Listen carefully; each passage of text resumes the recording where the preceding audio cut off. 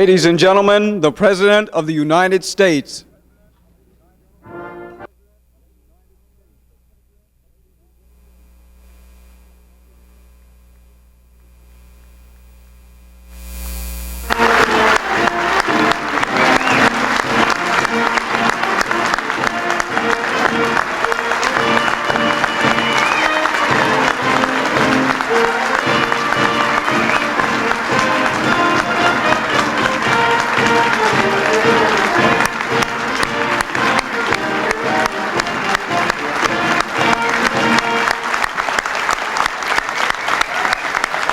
States.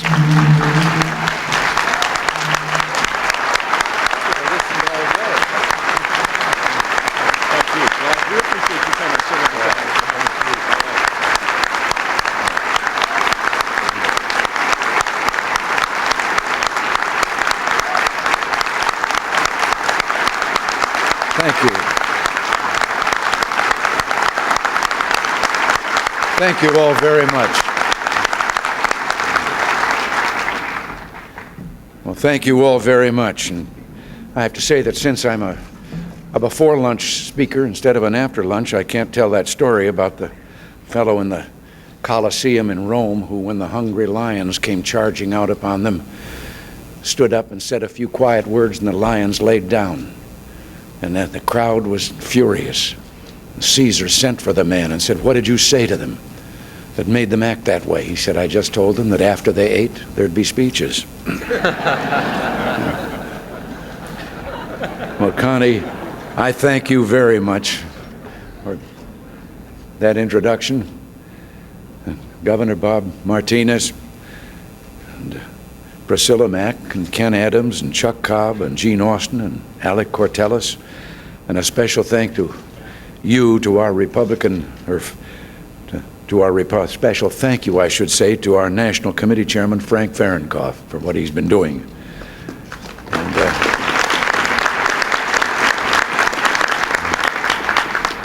but thank you all very much. You know, I was in Texas last night, and I just happened to say I wanted a glass of orange juice this morning. And imagine my surprise when I woke up in Boca Raton. Seriously, I'm very happy to be here, not only to see all of you, but because, as you know, my term is up in January, and when you're retiring, you come to Boca to look around.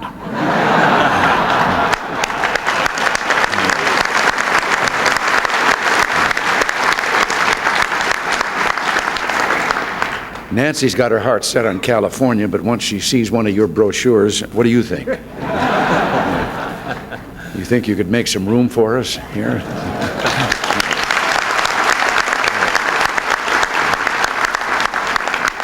Well, thank you. You know, when you reach what the French call a certain age, you discover there are a few things that keep you young. There's fresh air, a beautiful sunset, Sam Donaldson's yelling at you in the White House Rose Garden.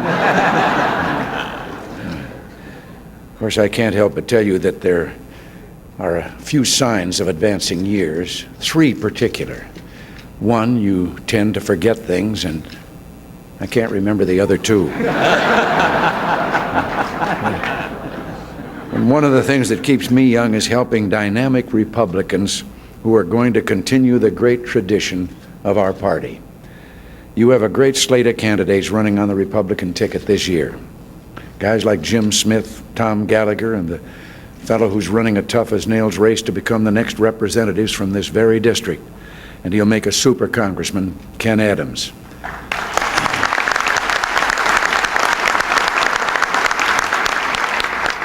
And then there's Connie. All Florida knows there hasn't been a more outstanding congressman these past 6 years. And based on his record, you can be sure he's going to make a great senator for the state of Florida. Your friend, my friend, and a friend to all those who yearn for freedom, Connie Mack.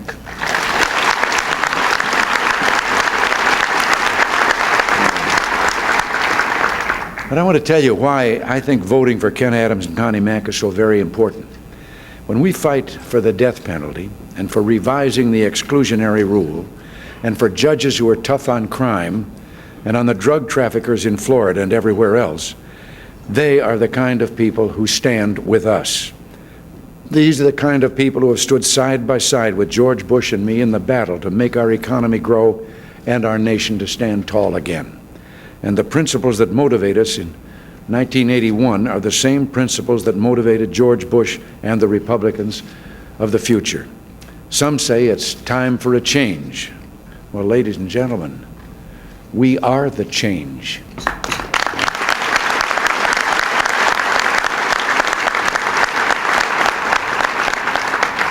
We started almost 8 years ago, and the job now is to continue that change.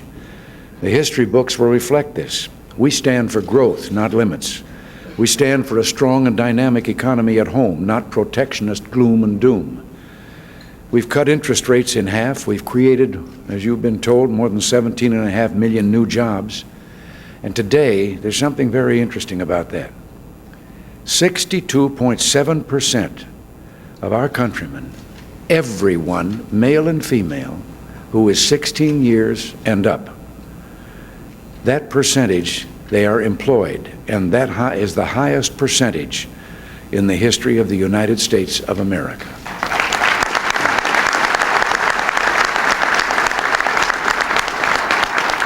When the history books are written, they'll say they brought America back from the brink.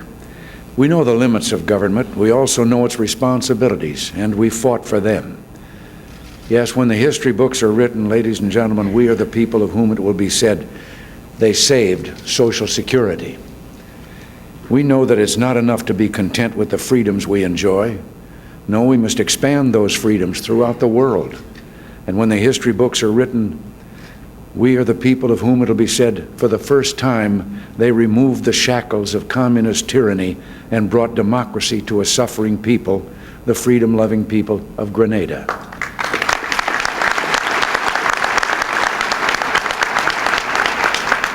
Now, you're closer to Grenada than Washington is, and maybe you already know something. But I was very pleased when some tourists of ours came back from Grenada and showed me a packet of postcards they had bought there. The postcards are color photographs of the graffiti on walls all over Grenada. But it isn't Yankee go home, it's Yankee come back, and God bless America.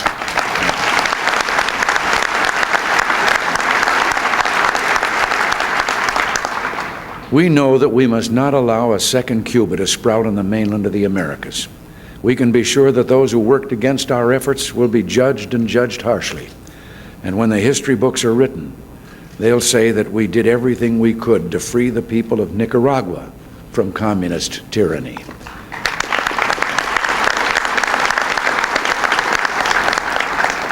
We know the importance of sustaining and expanding upon our unique and special commitment to our closest democratic ally in the Middle East. Yes, when the history books are written, they will say, these were the people who formed an important strategic relationship outside NATO with the proud and democratic state of Israel.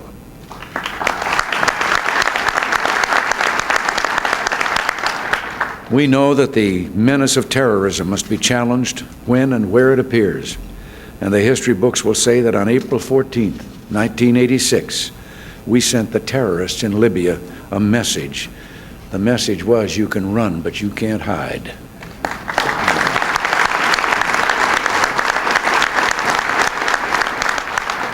And of course, we know that if peace is to prosper, this nation must be strong.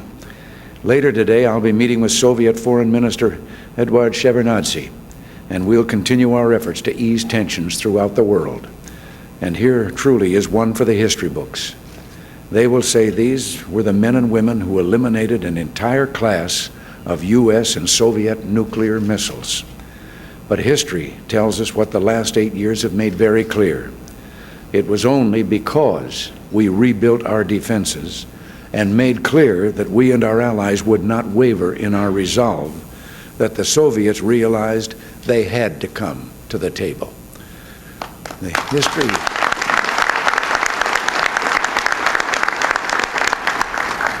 If the history books are honest, they'll say the Soviets did business because they knew we meant business. Before we took office in 1981, the world was reeling from a series of events that seemed to place the free world in jeopardy. In Europe and Asia, Soviet medium-range missiles were threatening the territory of our allies. There was only one way to get the Soviets to pull those missiles out, and that was to deploy some missiles of our own. Now, I told the Soviets that we wouldn't deploy ours if they pulled theirs out. And liberals all over the world said it was a publicity stunt, that I didn't mean it, and that we should accept whatever deal they offered us. Well, I'm not one to say I told you so, so I'll just say, we told you so.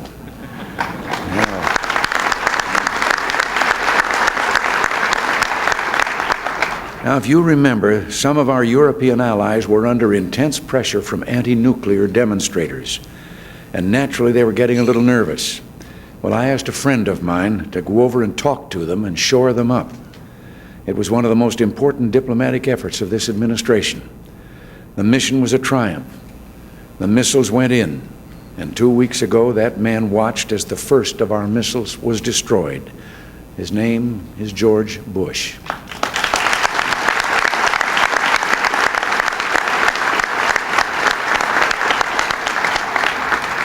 Now, you know, some people have tried to make a federal case out of competence. Okay, let's talk about competence. I just happen to think that the former captain of the Yale baseball team, the youngest flyer in the Navy with 58 combat missions, the former Texas wildcatter who turned down a soft job on Wall Street to make his own way, the former member of the House of Representatives from Texas, the former Republican national chairman, hang on, there's more, the former ambassador to the United Nations, the former de facto ambassador to China, the director of Central Intelligence, and the current vice president of the United States, who's handled every tough issue from deregulation to drugs to terrorism. Frankly, I think the fellow with that resume has it all over anybody else in the competence department.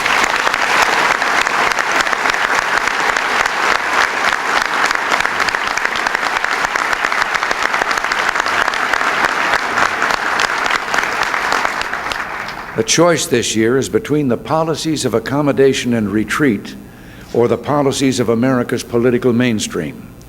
The great victories of 1980 and 1984 were based on the votes of millions of independents and rank-and-file Democrats who came our way. Their votes, especially those independents and traditional Democrats, that is the key battleground. And here we have an advantage, because on economic, social, and foreign policy issues, those conservative-minded Democrats agree with us. You know, some people, and I've been a little flattered by this, refer to this group as Reagan Democrats.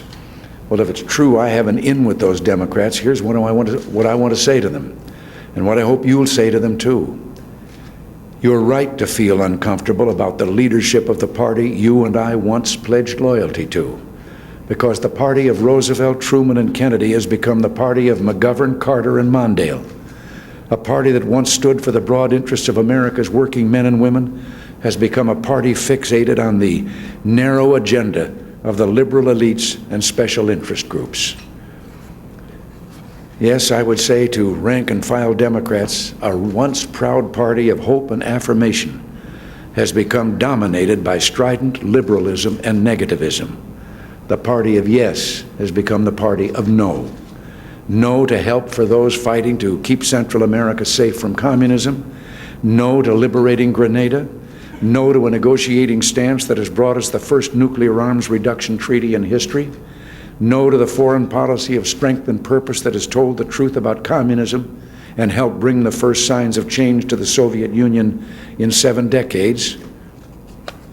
And I would also say to those good Democrats here in Florida, in all these ways, the liberal leadership of your party in Washington has been saying no to you. And now it's time for you to start saying no to them.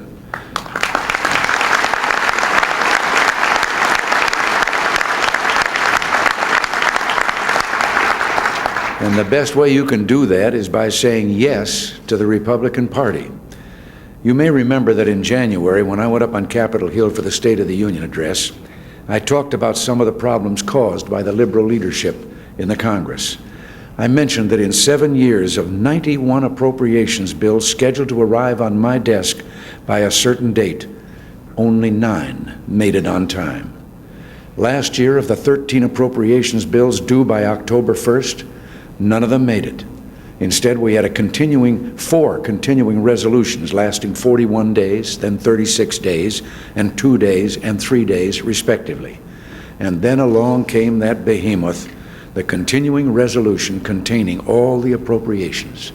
It was 1,057 pages long, weighed 14 pounds, and was 2 months late.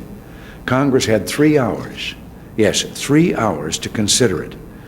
And it took 300 people at my Office of Management and Budget just to read the bill so the government wouldn't shut down. As I said in my State of the Union address, if that happens this year, I won't sign the bill.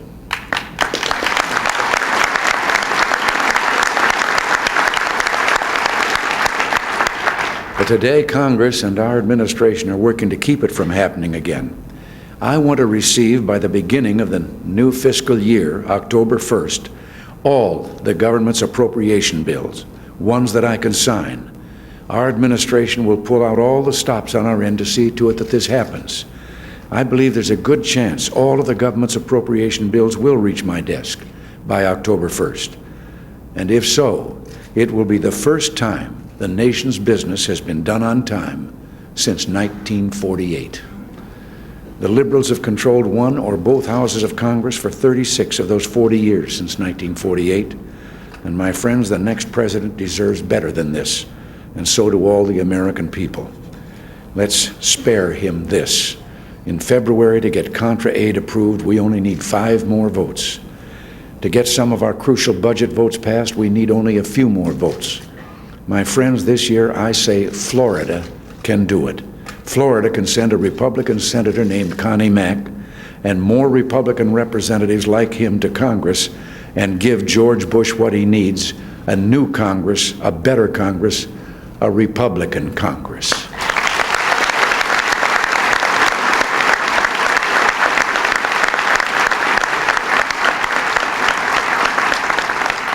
And finally, there is this one last issue. Yes, more important than even all the other crucial matters that I've discussed with you today. When we reach our journey together, or began our journey together, I should say, I wonder how many of us could really have believed then that so many of our fondest hopes and dreams for America could come true.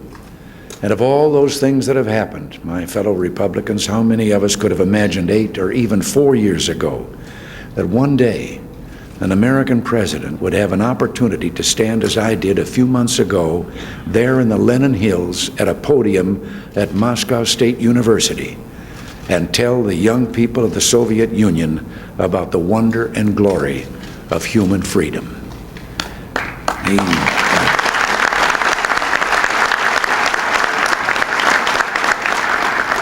And you know, it didn't bother me a bit. In fact, I kind of liked it. They couldn't get all the students in the auditorium, so they picked the students that could come.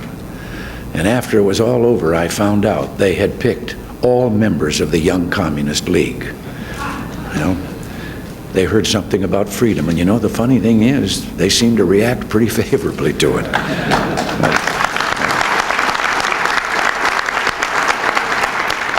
But what a great moment we have before us, and oh, how future generations will dishonor us, how history books will judge us if in a moment of sudden folly we throw it all away. And this is what is now at stake. We must hold to this moment of hope, and I tell you with every ounce of energy and every fiber of my being, only electing the Republican ticket can accomplish that. So let's go forth then, you and I, to elect George Bush, to give him Connie Mack in the United States Senate and Ken Adams in the House, to tell the American people what's really at stake, the fate of generations to come, the hopes of peace and freedom for our children and grandchildren, for all the children and grandchildren of the world. And I'm going to do something my people are always afraid I'm going to do. I did do for a few of you before I came in here, but I've got a new hobby. I'm collecting stories that I can prove are made up by the people in the Soviet Union and told among themselves. Shows they've got a great sense of humor, and also they've got a kind of cynical attitude about their system.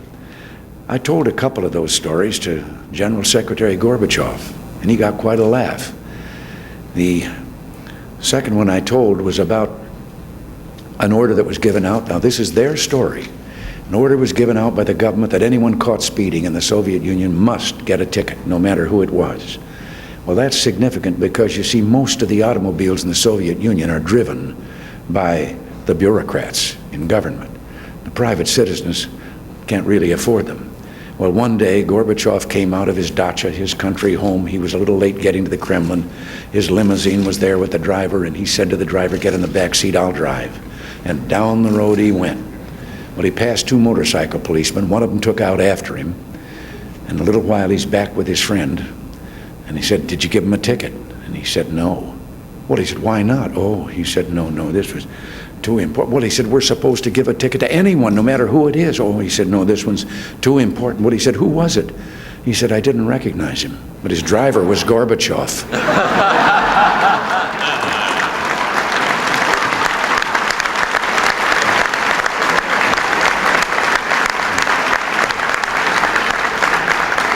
Well, I've kept you from lunch long enough, so I don't want to be like the fellow with the lion. So thank you, and may God bless you all.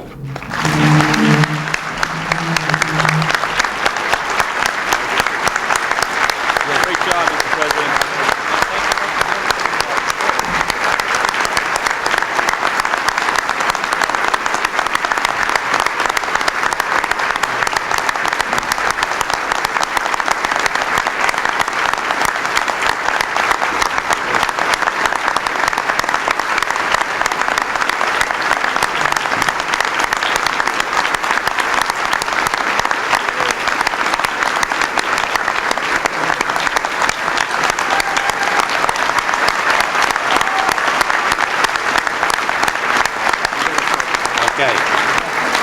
All right. Thank you, Mr. President, for a very inspiring speech. And Mr. President, thank you for honoring us this morning with your attendance. Mr. President, recognizing that you're looking at Boca Raton as a possible place to retire, we'd like to present to you what we believe to be a true indication of your great 8 years as President of the United States, and we intend to ride the waves of victory in 1988.